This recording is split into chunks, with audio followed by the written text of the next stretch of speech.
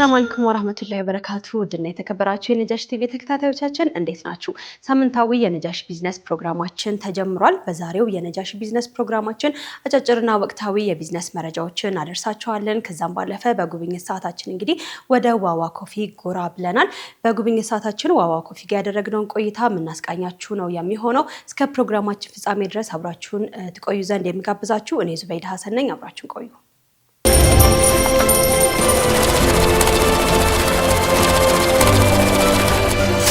አጫጭርና ወቅታዊ የቢዝነስ መረጃዎቻችን ስንጀምር ቀዳሚ የምናደርገው የሀገር ውስጥ የቢዝነስ መረጃችን ነው።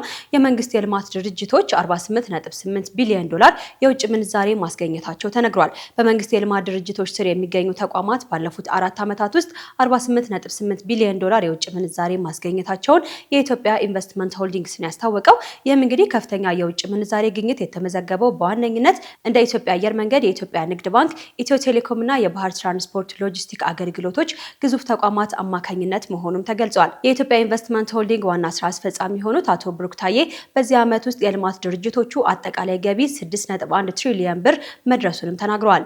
ለመንግስት ያበረከቷቸው የታክስ አስተዋጽኦች ደግሞ 644 ቢሊዮን ብር መድረሱንም ጠቁመዋል። በተጨማሪም ለመጀመሪያ ጊዜ በተደረገው የሀብት ቆጠራና ጥራት በኢትዮጵያ ኢንቨስትመንት ሆልዲንግ ስር የሚገኙ 41 የልማት ድርጅቶች አጠቃላይ የሀብት መጠናቸው 8.2 ትሪሊዮን ብር መሆኑንም ስራ አስፈጻሚው ተናግረዋል። ኢንቨስትመንት ሆልዲንግ በቀጣይ 5 ዓመታት አጠቃላይ ዓመታዊ ገቢው ወደ 5 ትሪሊዮን ብር ለማሳደግ እንዲሁም ለመንግስት የሚከፈለውን የትርፍ ድርሻ 100 ቢሊዮን ብር ለማድረስ ግብ ተጥሎ እየተሰራ እንደሚገኝም ተነግሯል።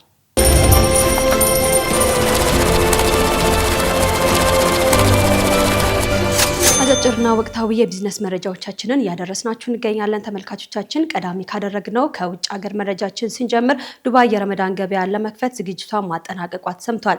የረመዳን ወር እየደረሰ እንደመሆኑ በርካታ ገበያዎች ልዩ በሆነ ሁኔታ ለተጠቃሚዎች እየተከፈቱ መሆኑም ተዘግቧል።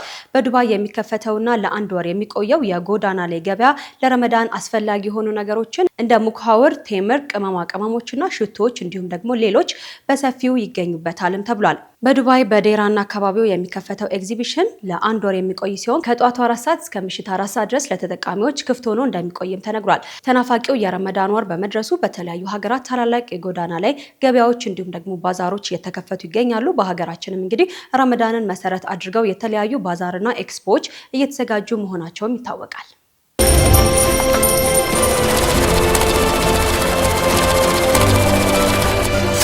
ሌላኛው የውጭ ሀገር የቢዝነስ መረጃችን ደግሞ ሳዑዲ አረቢያ የሱዳን ወርቅን መግዛት ለመጀመር ፍላጎት እንዳላት ማስታወቋ ነው። ይህም እርምጃ ሱዳን ለማዕድን ሀብቷ የበለጠ ግልጽና ትርፋማ መተላለፊያ ለማስቀመጥ ያግዛታልም ተብሏል። በጉዳዩ ላይ በሳዑዲና በሱዳን ሚኒስትሮች መካከል የተደረገው ውይይት የጋራ እድገትን ለማበረታታት በማዕድን ዘርፍ ትብብር ዳሰዋልም ነው የተባለው። ስምምነቶቹ የሳዑዲ የወርቅ ማጣሪያ ፋብሪካዎችን የሱዳንን ወርቅ በብቃት ለማቀነባበርና ዘመናዊ መገልገያዎችንም ለማግኘት የሚያስችል የአሰራር ዝግጅት ያካትታልም ተብሏል። ይህም ልማት በካርቱም ትልቅ ለውጥ ያመጣል ተብሎ እንደሚጠበቅም ነው ዘገባው የሚያሳየው። እንደ ሱዳን ትሪቢዩን ዘገባ ከሆነ ይህ የተነገረው በሪያድ ውስጥ በሳዑዲ የኢንዱስትሪና የማዕድን ሀብት ሚኒስቴር እንዲሁም ደግሞ የሱዳን የማዕድን ሚኒስቴር በ5ኛው የወደፊት የማዕድን ፎረም ጎን ለጎን ከተደረገው ውይይት ላይ ነው ተብሏል።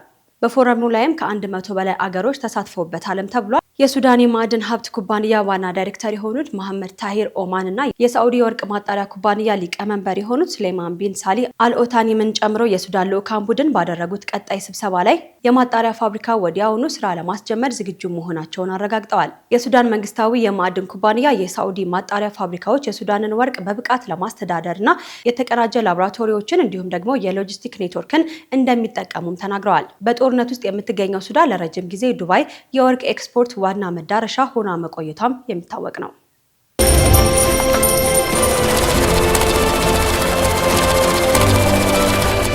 ተመልካቾቻችን ምርጫችሁን ነጃሺ ቲቪ ላይ አድርጋችሁ ነጃሺ ቢዝነስ ፕሮግራማችንን እየተከታተላችሁን ትገኛላችሁ። ምርጫችሁ ስላደረጋችሁን እጅግ አድርገን እናመሰግናለን። አጫጭርና ወቅታዊ የቢዝነስ መረጃዎችን እያደረስናችሁ እንገኛለን። ከሀገር ውስጥ የቢዝነስ መረጃችን ጀመርን። ከዛ ወደ ዱባይ፣ ከዛ ደግሞ ወደ ጎረቤት ሀገር ሱዳንም ሄደናል። አሁን ደግሞ የመጨረሻ የቢዝነስ መረጃችን ያደረግነው በሳዑዲ አረቢያ የሚገኘውን የመኪና ገበያ ነው። ከባህረ ሰላጤ ሀገራት ውስጥ ሳዑዲ አረቢያ በዝቅተኛ የመኪና ዋጋ ቀዳሚ ሀገር መሆኗ ተሰምቷል። በሳዑዲ አረቢያ ገበያ አዲስ የመኪና ዋጋ እያሽቆለቆለ መሆኑም ተስተውሏል። ይህም እንግዲህ በፍላጎት መጠን ብቻ ሳይሆን በዋጋ አወጣጥ ስልቶችና በምርት አቅርቦት ረገድ በባህረ ሰላጤ ሀገራት ክልል ውስጥ በጣም ተወዳዳሪ ገበያ እንደሆነችም እየተዘገበ ይገኛል።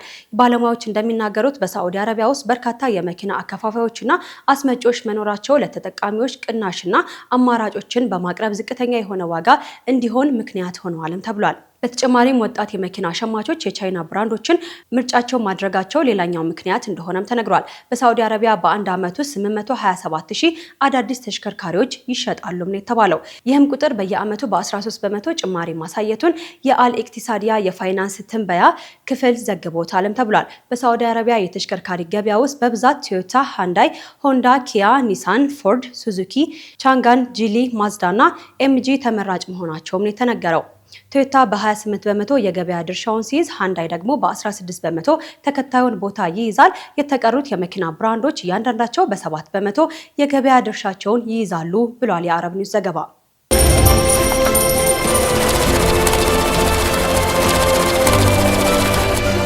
ተመልካቾቻችን ከነጃሽ ቲቪ የቢዝነስ ፕሮግራማችን አጫጭርና ወቅታዊ የቢዝነስ መረጃዎቻችን የተከታተላችኋቸውን ይመስሉ ነበረ። እንግዲህ ከነጃሽ ቢዝነስ ፕሮግራም ጋር አብራችሁ እየሰራችሁ የምትገኙ ስፖንሰር የምታደርጉን ተቋማት በሙሉ እጅግ አድርገን እናመሰግናለን።